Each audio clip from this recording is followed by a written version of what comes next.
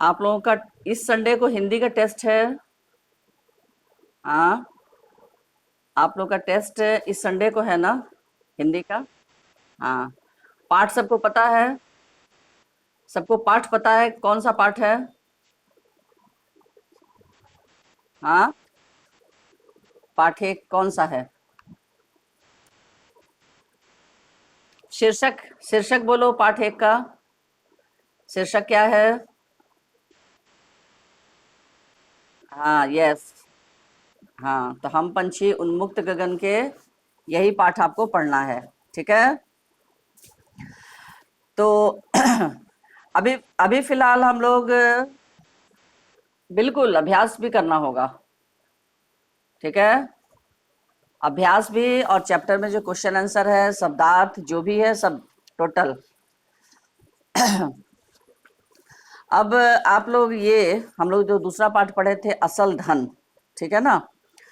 उस दिन क्वेश्चन 6 तक हो गया था ना, कि कहानी के दिए गए अंश को पढ़कर 3 प्रश्न बनाइए। सबका यहाँ तक बन गया है? क ख ग। ओके। अब अब अब ये जो है बातचीत के लिए, इसमें 4 प्रश्न हैं। इसमें इसको आप लोग कॉपी में कर ही लीजिएगा तो अच्छा रहेगा। ठीक है। चरवाहे का जीवन कैसा था? ठीक है। चरवाहे का जीवन कैसा था? कहानी में से ऐसे अंश छांट कर बताइए जिनसे दारा के बुद्धिमान होने का पता चलता है। दौरे पर जाते समय दारा दूसरा घोड़ा क्यों रखता था? दरबारियों ने दारा के खिलाफ शाह से क्या कहा? ओके, बात आई समझ में? सभी बच्चों को इतनी बात समझ में आ रही है कि चरवाहे का जीवन कैसा था? कैसा था चरवाहे का जीवन? बताइए, चरवाहे का जीवन कैसा था?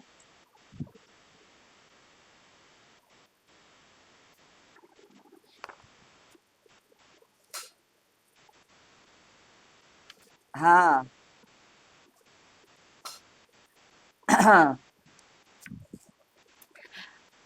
चे, हाँ, चैप्टर के स्टार्टिंग में ही दिया है कि ईरान के किसी गांव में एक चरवाहा रहता था। वो बहुत गरीब था। किसी तरह दो दिन में 2 समय उसको रूखी सूखी रोटी मिल जाती थी, और पहनने के लिए भेड़ की ऊन से बने फटे पुराने कपड़े थे, और रहने के लिए एक छोटी सी झोपड़ी थी जिसकी आधी छत गिर चुकी थी। ये आपके चैप्टर में ही स्टार्टिंग में दिया हुआ है। ठीक है। तो आपको, हाँ, पहले पैरा में। और गरीब होते हुए भी सब उसका बहुत सम्मान करते थे, आदर करते थे, क्योंकि वह बहुत समझदार था। चुटकियों में गांव के किसी भी झगड़े का को तुरंत सुलझा देता था। हाँ, इसीलिए, ठीक है। हाँ, इसीलिए उसे सब उसको उसका आदर और मान सम्मान करते थे। ठीक है। दौरे पर जाते समय दारा दूसरा घोड़ा क्यों रखता था? तो दौरे पर जाते समय दारा, अ, हम्म, नहीं, दारा जब भी जो यहाँ पर दिया है, देखो पेज नंबर 6 में लास्ट स्टेंजा में दिया हुआ है। दारा प्रांत के अनेक स्थानों का दौरा घोड़े पर सवार होकर करता था। दौरे पर जाते समय अपने साथ एक और घोड़ा रखता था जिसकी पीठ पर एक बड़ा सा बक्सा रखा रहता था। ठीक है। बक्से के बिना दारा कभी नगर से नहीं निकलता था, क्योंकि उसी घोड़े पर, ये किसका माई कौन है? किसका माई कौन है? रोज मुझे एक ही बात करनी पड़ेगी। हाँ, किस बच्चे का माई कौन है? अब मैं किसी बच्चे को बोलूंगी नहीं, उसको सीधे निकाल दूंगी, यहां से रिमूव कर दूंगी। Class 8 and B students listen carefully. अगर किसी का भी माइक ऑन रहता है, मैं कुछ बोलूंगी नहीं, उस बच्चे को रिमूव कर दूंगी, और ऐसा ऑप्शन है कि वो फिर दोबारा जुड़ नहीं पाएगा या जुड़ नहीं पाएगी। Listen carefully. तुम लोग क्लास करने बैठो तो माइक ऑफ करके बैठो, माइक ऑफ करके बैठो, और जब जवाब देना होगा तब माइक ऑन करो। ओके। अभी भी किसी का माइक ऑन है? एक मिनट में जरा चेक करती हूँ कि किसका माइक ऑन है।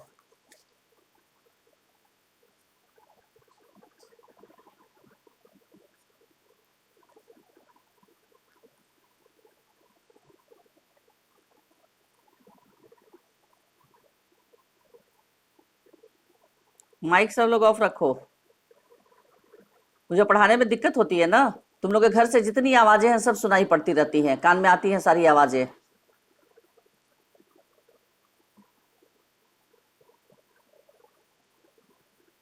Okay, can you hear me? हाँ हाँ, चलो। तो दारा उस बक्से में अपने साथ एक दूसरा घोड़ा रखता था, उस दूसरे घोड़े पर एक बक्सा रखता था, उस बक्से में अपने एक पुरानी अ, जैकेट या कोट रखता था, ऊन के बने हुए, भेड़ के ऊन से बना हुआ। और उस जब जब उस बक्से को खोलकर वो देखता था अपने पुराने कोट को, जब वो चरवाहा था, जब चरवाहे के रूप में उस कोट को पहनता था, तो जब भी वो उस बक्से को खोलकर देखता तो उसे ये याद रहता था कि कभी वो चरवाहा था, और अपनी वर्तमान स्थिति में वो जिस पद पर है, उस पद से उसे घमंड न हो जाए, या उस पद पर रहते हुए उसे अभिमान न हो जाए, इसलिए वो अपने पुराने दिनों को हमेशा याद रखता था या याद रखना चाहता था। इसीलिए वो अपने साथ हमेशा उस पुराने अपने कोट को उस बक्से में रखा रहता था। ठीक है। दौरे पर जाते समय ये हो गया। दरबारियों ने दारा के खिलाफ शाह से क्या कहा? क्या कहा होगा दरबारियों ने, ये सारी बातें। हाँ, वन बाय वन बोलो।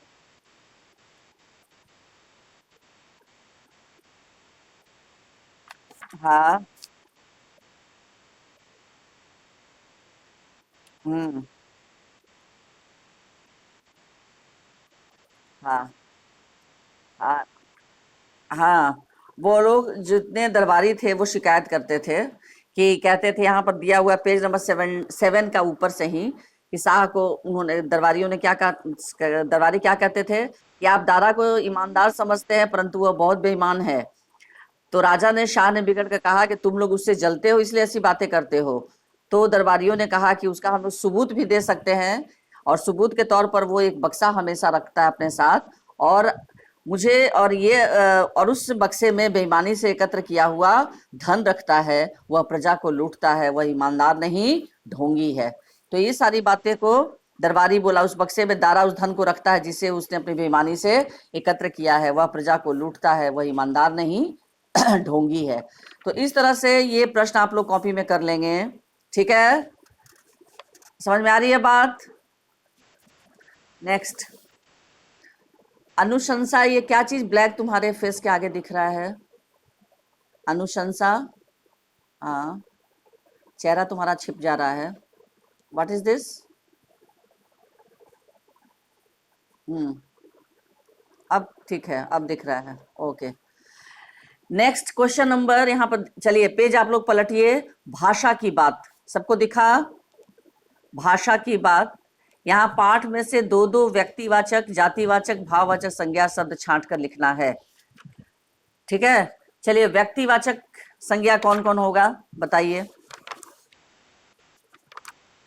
दारा और शाह, तो सब लोग शाह मतलब शाह तो राजा हो जाएगा। दारा और, हाँ, ईरान। दारा और ईरान, यस। जल्दी लिखो, दारा और ईरान। नेक्स्ट, जातिवाचक। हाँ हाँ, वेरी गुड। शाह और चरवाहा। शाह और चरवाहा। नेक्स्ट, भाववाचक। भाववाचक, हाँ हाँ, दुख, दुख और निराशा। यस, चलिए। अ, हाँ, दुख और निराशा ले लिया। चलो फिर, नेक्स्ट क्वेश्चन नंबर 2। मुहावरों के प्रयोग से भाषा आकर्षक बनती है। इनका अक्षरशः अर्थ नहीं बल्कि लाक्षणिक अर्थ लिया जाता है। यानी मतलब जो मुहावरा दिया रहता है उस मुहावरे का हूबहू अर्थ नहीं लिया जाता है, बल्कि बल्कि उससे मिलता जुलता जो अर्थ है वो लिया जाता है। तो पाठ में अनेक मुहावरे आए हैं, जैसे फूला ना समाना, जिसका अर्थ है बहुत खुश होना। अब आप दिए गए मुहावरों का वाक्य में प्रयोग कीजिए। कान भरना, अर्थ लिख लीजिए क्या हो। यस, ब्रैकेट में लिख लीजिए। हाँ, ब्रैकेट में लिख लो, चुगली करना। लेकिन एक बात बताओ, जो मुहावरा जो वाक्य बनता है, अर्थ से बनता है कि दिए गए मुहावरे से बनता है? यस। हाँ, अर्थ से कभी नहीं बनता है। हाँ, तो कान भरना से बनेगा वाक्य, अर्थ से कभी नहीं बनता है। सब सब लोग अपने अपने विचार से बनाओगे, ये मिलता जुलता नहीं होना चाहिए, वाक्य में अलग अलग होना चाहिए, ठीक है। नेक्स्ट है दंग रह जाना। दंग रह जा, आश्चर्यचकित होना या हैरान होना, दोनों हो सकता है। आश्चर्यचकित होना या हैरान होना, ठीक है। इससे तुम लोग बनाओगे आश्चर्यचकित होना या हैरान होना, लेकिन मुहावरा बनेगा वाक्य दंग रह जाना से, ठीक है। ओके। नेक्स्ट है आंखों में चमक आना। आंखों में चमक आना, हाँ, नहीं, बहुत खुश होना, बहुत खुश होना। उहुं, उहुं, देखने का बात नहीं है, आंखों में चमक आना, बहुत खुश होना। आंखों में चमक आना यानी बहुत खुश होना। हो गया सबका अर्थ लिख लिए सब लोग। अब वाक्य बनाओगे तुम लोग अपने अपने विचार से, ये किसी का देखा देखी किसी से पूछकर नहीं बनाना है। ओके। Next question number 3। पाठ में कई विशेषण शब्द आए हैं, आप बताइए कि वे किसकी विशेषता बता रहे हैं। गरीब किसकी विशेषता बता रहे हैं? चरवाहे की। लिखो, चरवाहे की। गरीब चरवाहे की, बगल में लिखते जाओ, चरवाहे की। रूखी सूखी, भोजन की। भोजन की या रूखी सूखी रोटी, हाँ, रोटी की भी हो सकती है, रोटी लिख लो। रूखी सूखी रोटी, रोटी हो गया। भ्रष्ट, भ्रष्ट और भ्रष्ट अधिकारी, अधिकारी, भ्रष्ट अधिकारी। बुद्धिमान समझदार ईमानदार, किसके लिए? दारा, यस, दारा के लिए। जटिल समस्या, यस, जटिल समस्या। ओके, हो गया। चलिए, अब ये चैप्टर आपका खत्म हो गया। ओके। अब ये जीवन मूल्य प्रश्न जो है, ये आप लोग ऐसे तैयार करके रखेंगे कि क्या आपको घर में, विद्यालय में किसी से ईर्ष्या होती है? होती है तो क्यों? ईर्ष्या करना उचित है या अनुचित? ठीक है। मन में ईर्ष्या का भाव उत्पन्न ही ना हो, इसके लिए आप क्या करेंगे? आप अपने पास मित्रों और संबंधियों द्वारा भेंट की गई किन वस्तुओं को संभाल कर रखते हैं? तो ये सब आप अपना ये करके रखेंगे। जब रिवीजन कराना होगा, जब स्कूल खुलेगा, तो मैं आप लोगों से इस पर चर्चा करूंगी, बातें करूंगी, ठीक है। चलिए, अब ये सारे, ये जो भाषा, ये जो आपके यहाँ पे है, ये मुहावरा बनाना, इसको कॉपी में आप करेंगे। बाकी ये जो 1 नंबर प्रश्न है, व्यक्तिवाचक जातिवाचक, ये सब किताब में ही छोड़ दीजिए। जो आपको बनाना है उसको तो 2 के सामने लिख लीजिए, इन कॉपी। पेंसिल से लिख लीजिए इन कॉपी, यानी कॉपी में आपको बनाना है। क्वेश्चन नंबर 2 के आगे लिख लीजिए। फिर 3 नंबर को किताब में ही छोड़ दीजिए, जिसके लिए किताब में जगह है उसको छोड़ दीजिए। मुझे लगता है कि वाक्य ये जो बनाना है, इसके लिए काफी जगह है आपके पास, ये 2 में नहीं है। अब अब फूला ना समाना को भी बनाना है आपको। यहाँ पर ऊपर जो दिया है ना, फूला ना समाना, जिसका अर्थ होता है बहुत खुश होना, यानी आपको फूला ना समाना, यानी 3 दिया हुआ है, 1 चौथा, ये 4 मुहावरे आपके बनेंगे कॉपी में। बात आ गई समझ में? समझ में आ रही है सबको? 3 यहाँ दिया हुआ है और 1 फूला ना समाना, इसको मिलाकर 4 मुहावरा बनाना है। बातचीत के लिए जो प्रश्न है, ये चारों, इनको भी लिख लीजिए इन कॉपी। और 1 नंबर जो पाठ में से सब किए ही हैं, 1 से 6 तक कॉपी में किए हो ना सब? हाँ हाँ हाँ, तो पहला पूरा 6 तक इन कॉपी, बातचीत के लिए जो दिया है ये भी इन कॉपी। नेक्स्ट क्वेश्चन नंबर 2, भाषा की बात में जो वाक्य मुहावरे दिया है ये कॉपी। ठीक है, जिसको मैं कॉपी में लिख, हाँ बोलो। हम्म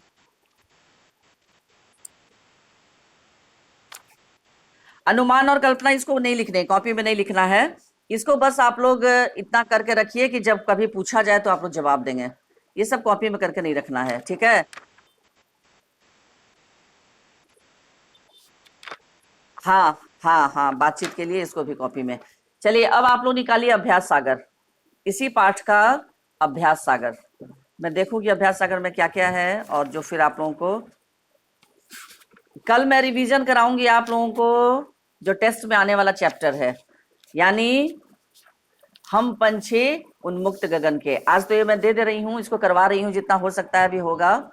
ठीक है, चलिए। असल धन, इसमें साइड में, राइट साइड में देखिए दिया हुआ है तत्सम, तद्भव, विराम चिन्ह और पठित गद्यांश दिया हुआ है ना। यानी इन्हीं तीनों से संबंधित यहाँ पर प्रश्न आपके दिए हुए हैं। तत्सम तद्भव, पहले बताइए क्या होता है, तत्सम क्या होता है, तद्भव क्या होता है, और एक एक करके बताएंगे। एक लिसन, लिसन केयरफुली, सारे लोग एक साथ नहीं बोलेंगे, सारे लोग एक साथ नहीं बोलेंगे। यस बोलो, यस यस, अनुशंसा बोलो, बोलो।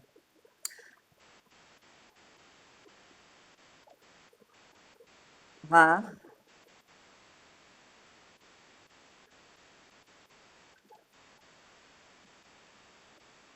कहाँ लिए जाते हैं ये क्लियर करो। कहाँ? हिंदी में, यस। ये तुमने छोड़ दिया। संस्कृत के वे शब्द जो जैसे जिस रूप में होते हैं उसी रूप में हिंदी में प्रयुक्त किए जाते हैं वे तत्सम कहलाते हैं, और तद्भव वो शब्द कहलाते हैं जो संस्कृत के होते हैं लेकिन जब हिंदी में उनका प्रयोग किया जाता है तो उनका रूप परिवर्तित हो जाता है, वो ज्यों के त्यों नहीं लिए जाते हैं। जैसे अश्रु, अश्रु तो संस्कृत शब्द है, लेकिन जब वो आंसू बनकर उसका हिंदी में प्रयोग होता है तब वो तद्भव, उसका रूप बदल जाता है, अश्रु से वो आंसू। चंद्र से हो जाता है चांद, रात्रि का हो जाता है रात, है ना। तो ये सारे संस्कृत के जो शब्द हैं तत्सम, अग्नि का आग, इसी तरह बहुत सारे शब्द हैं बच्चों, आप सबको पता होगा। तो इस तरह से ये तत्सम शब्द जो हिंदी में लिए जाते हैं उनका प्रयोग, रूप बदल जाता है, तद्भव कहलाते हैं। दूसरा है विराम चिन्ह। विराम चिन्ह का हिंदी या किसी भी भाषा में, चाहे वो इंग्लिश में हो या हिंदी में, किसी भी भाषा में, लैंग्वेज में, विराम चिन्हों की क्या उपयोगिता है। नेक्स्ट स्टूडेंट बोलो कोई, पहले अपना नाम बताओ, उसके बाद मैं जब परमिशन दूंगी तब बोलना है। हाँ पहले अपना नाम बोलो, हु आर यू, नाम बोलो, पहले नाम बोलो भाई अपना, कौन बोल रही हो। हाँ, टेल मी योर नेम। हम्म, क्यों, क्यों इसका प्रयोग होता है बताइए, विराम चिन्हों का प्रयोग क्यों होता है अगर विराम चिन्ह भाषा में न रहे। हाँ बोलो, बोलो।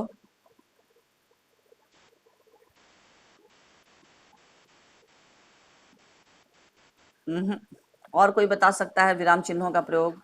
आपकी परिभाषा स्पष्ट नहीं हो रही है, कोशिश कर रही है। यस अनुशंसा बोलो, यस बोलो, अनुशंसा बोलो।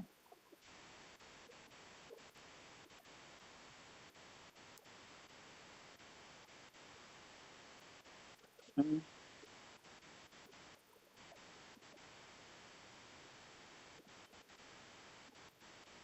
नहीं बच्चों, अब मैं बता रही हूँ।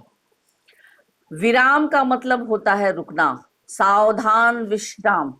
स्कूल में बताया जाता है ना, किया जाता है ना, सावधान विश्राम। यहाँ पर विराम, विराम का मतलब होता है रुकना, ठहरना। ठीक है, हाँ बोलो।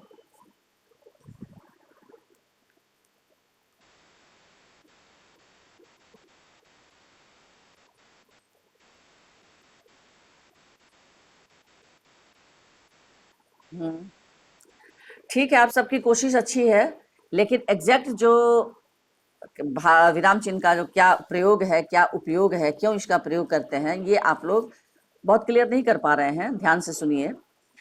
विराम शब्द का अर्थ होता है रुकना या ठहरना, और विराम चिन्ह जो भी है, प्रश्नवाचक, पूर्ण विराम, अल्प विराम, है ना, योजक चिन्ह, एकल उद्धरण चिन्ह यानी सिंगल इन्वर्टेड कॉमा, ये दुगुना, ये एकल, और उसके बाद डबल इन्वर्टेड कॉमा भी होता है ना। दुगुना एकल चिन्ह का प्रयोग जो किया जाता है, एक तो एकल चिन्ह हो गया, एक सिंगल, और डबल इन्वर्टेड कोमा था दोहरा उद्धरण चिन्ह जिसको कहते हैं। डबल इन्वर्टेड कोमा को हिंदी में कहते हैं दोहरा उद्धरण चिन्ह। इसका प्रयोग योजक, जैसे राजा रानी, बीच में किसी जो योजक चिन्ह का हम लोग प्रयोग करते हैं जो दो शब्दों को जोड़ने का काम करते हैं। तो इस तरह से विराम चिन्ह बहुत सारे हैं।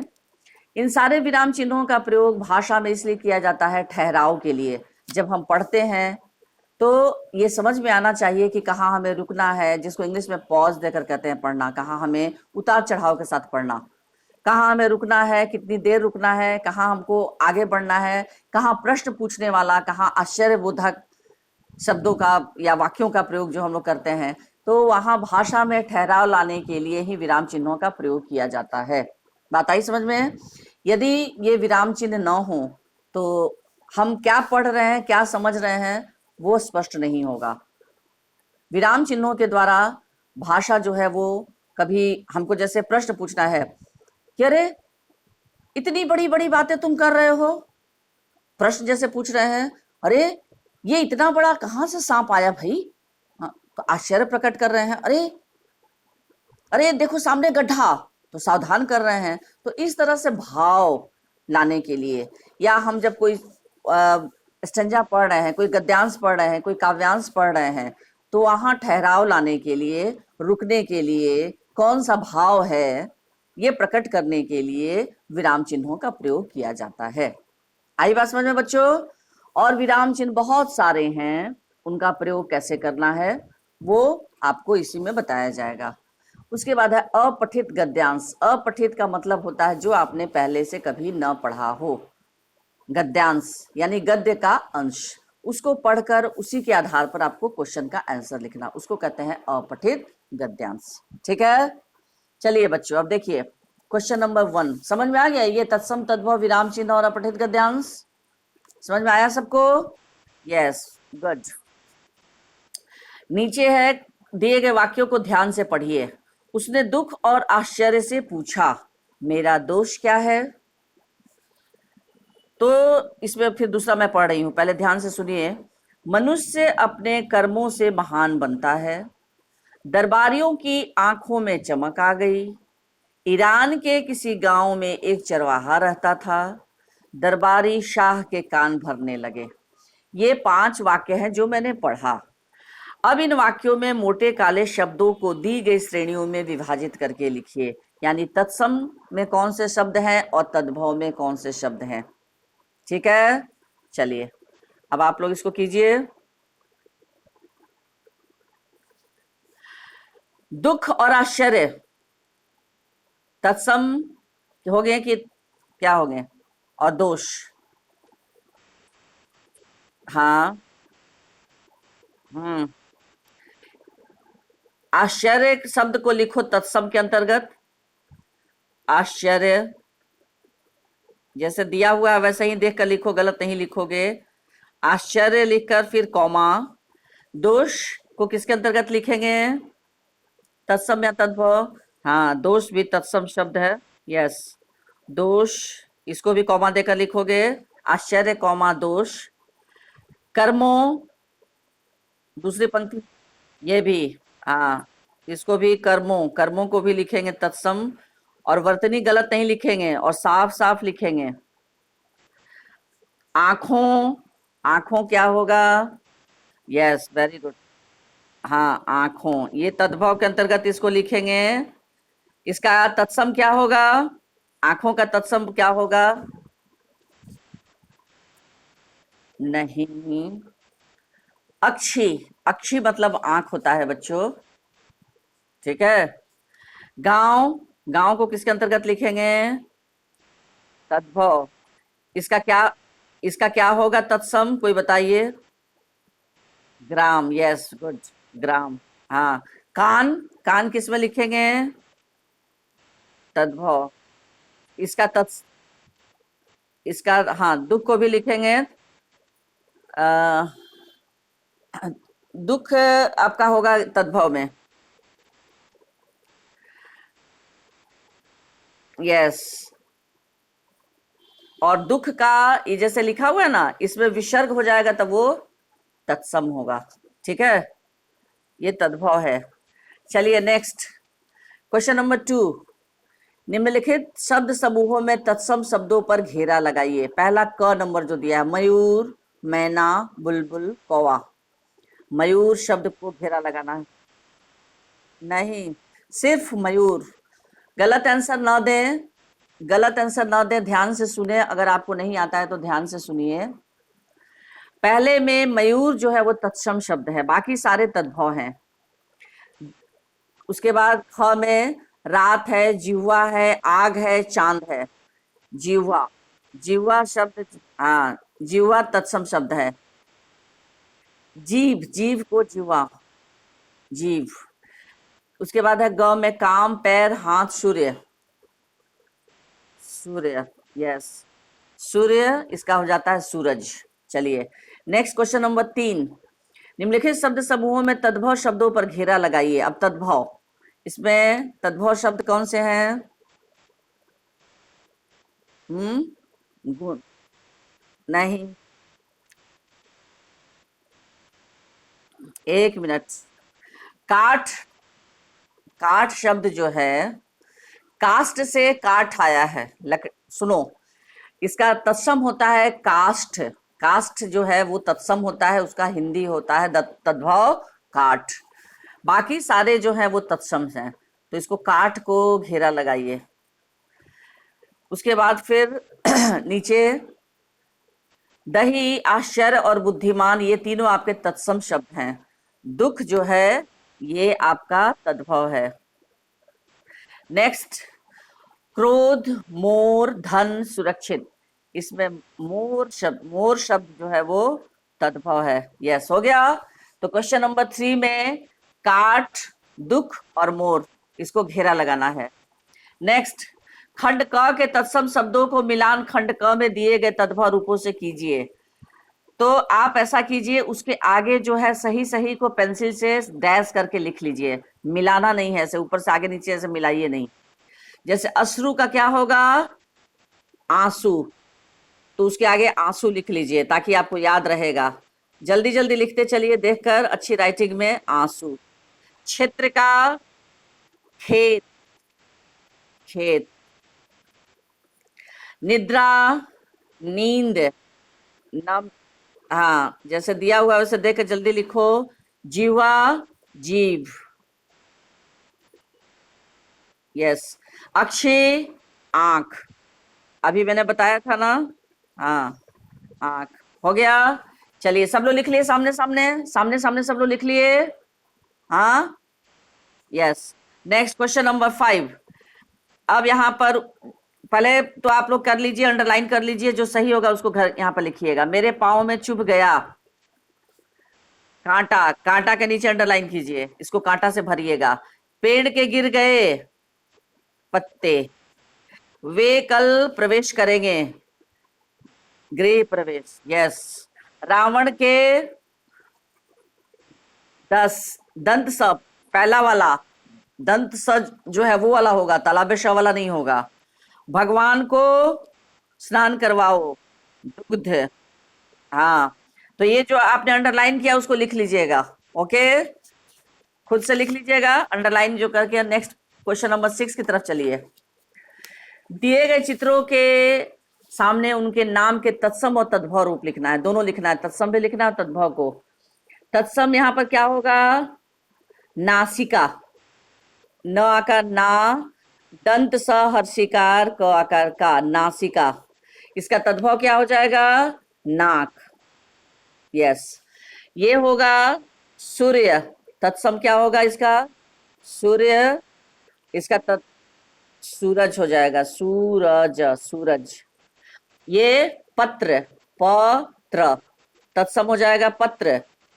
इसका तद्भव हो जाएगा पत्ता, प त लेकर उसके ऊपर ततः संयुक्त, आधा त फिर पूरा त, ये आम्र, आ म आम्र, आम्र, आम्र, आ म में पदेन र, और इसका तद्भव हो जाएगा आम।